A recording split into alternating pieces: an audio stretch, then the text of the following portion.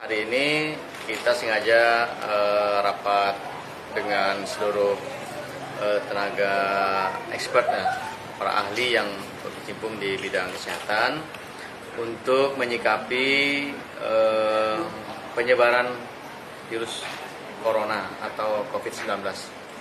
Termasuk juga apa langkah-langkah yang harus kita lakukan, dan banyak masukan tadi dari para ahli yang terkait dengan ini, baik dari ID provinsi, ID kota, kemudian fakultas kedokteran, ULM, kemudian juga dari organisasi profesi lainnya, para perawat, dokter, kemudian juga apoteker.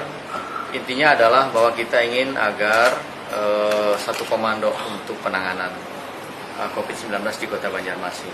Kami sudah menunjuk Pak Kadinkes sebagai leading sektor yang akan mengkoordinir semua, termasuk juga untuk kesatuan informasi, call center, dan juga satu komando penanganan. Terutama juga di ujung tombak yang ada di puskesmas, yang paling penting adalah bagaimana tenaga kesehatan kita bisa menangani kasus ini dengan sebaik-baiknya. Dan yang paling penting adalah standar agar keselamatan mereka juga menjadi prioritas. Nah, oleh karena itu banyak usulan.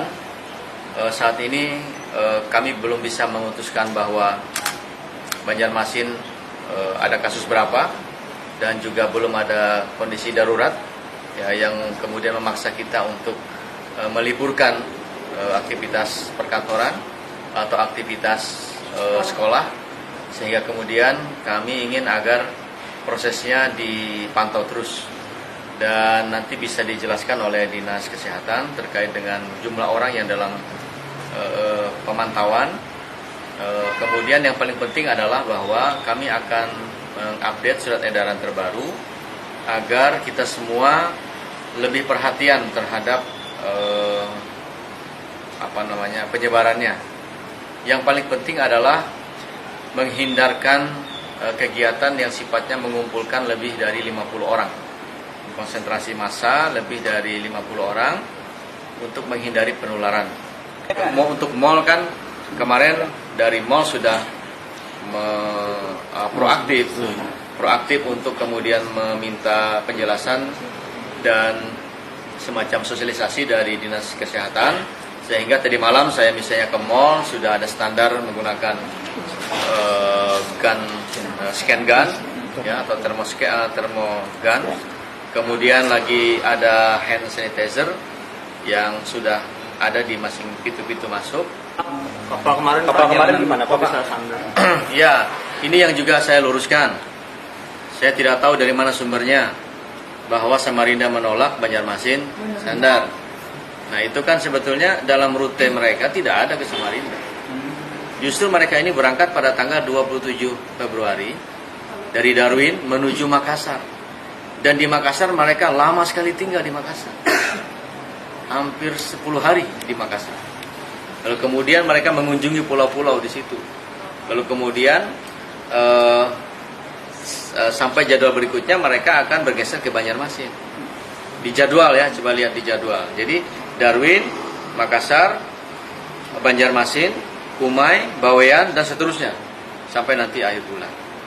Nah, jadi saya mempertanyakan juga itu dari mana istilah Samarinda menolak itu, atau kapal yang lain mungkin. Karena pada saat yang sama juga kan Jawa Tengah menerima ketika Surabaya tidak mau menerima yang 1.000 lebih pesiarnya itu. Tadi ada pemeriksaan, ada pemeriksaan? Iya, ada pemeriksaan. Dan sebelumnya juga informasi dari Makassar, mereka semua dalam keadaan sehat. Nah, kemudian mereka sadar bahwa berwisata dalam waktu yang tidak tepat. Tetapi kita juga menerapkan standar untuk antisipasi. Sehingga kemudian KKP, Kantor Kesehatan Pelabuhan Kelas 2 Banjarmasin, ini adalah institusi Kementerian Kesehatan Republik Indonesia, memastikan dulu bahwa kondisi mereka sehat. Nah, kemudian ketika tanggal 13 mereka ingin ke Banjarmasin, para pihak sudah memutuskan bahwa mereka bisa sandar. di Trisakti Banjarmasin dengan sejumlah ketentuan bahwa kondisi mereka dalam keadaan sehat dan mereka sudah berada lebih 14 hari di perairan Indonesia. Artinya kalau inkubasi kena virus berarti pasti ada yang kena langsung begitu setelah 14 hari. Nah, lalu kemudian ketika mereka sandar kemarin sore jam 3, kemudian KKP langsung naik ke kapal dan memastikan pemeriksaan sekali lagi dan mereka dalam keadaan sehat sehingga kemudian diizinkan untuk turun ke dermaga saja. Turun ke dermaga. Sampai dermaga ya, Pak? Hah? Nggak sampai keluar? Tidak sampai keluar. Mereka pun takut sebetulnya untuk keluar karena situasi yang memang masih seperti ini.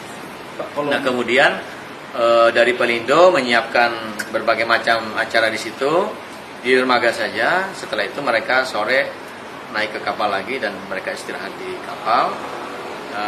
Kemudian tadi subuh dengan menggunakan boat yang memang ada di kapal itu sendiri dan sisanya menggunakan speedboat, mereka menuju ke Lok Bahintan. Tidak mampir di Siring, tidak mampir. Terus ke Lok Bahintan. Setelah itu kemudian mereka balik ke kapal Trisakti.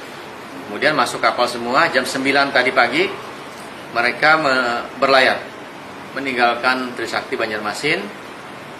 Dari rencana semula ke Kumai akhirnya dibatalkan dan mereka menuju ke Bali. Dari Bali mereka transit kemudian menuju Ngurah Rai menggunakan pesawat akan kembali ke Darwin. Jadi jadwal berikutnya kurang lebih setengah bulan rute-rute yang harusnya mereka akan lalui itu dibatalkan semua sehingga mereka kemudian kembali ke Australia. Dan mohon doanya mudah-mudahan tidak terjadi apa-apa karena memang kita juga sudah menerapkan standar kesehatan dan pemeriksaan dan kami ingin pastikan bahwa setelah ini tidak ada lagi kapal pesiar yang sandar di Banjarmasin sampai dengan kondisi darurat ini dicabut oleh pemerintah pusat. Terhitung sejak hari ini berarti Pak? Ya, sejak hari ini kami sudah ingin pastikan tadi dengan Pelindo, dengan KSOP untuk tidak lagi memberikan izin kapal dari luar, ya, apalagi kapal pesiar yang ingin berwisata atau sekedar mampir di Banjarmasin sampai kondisi secara nasional diizinkan.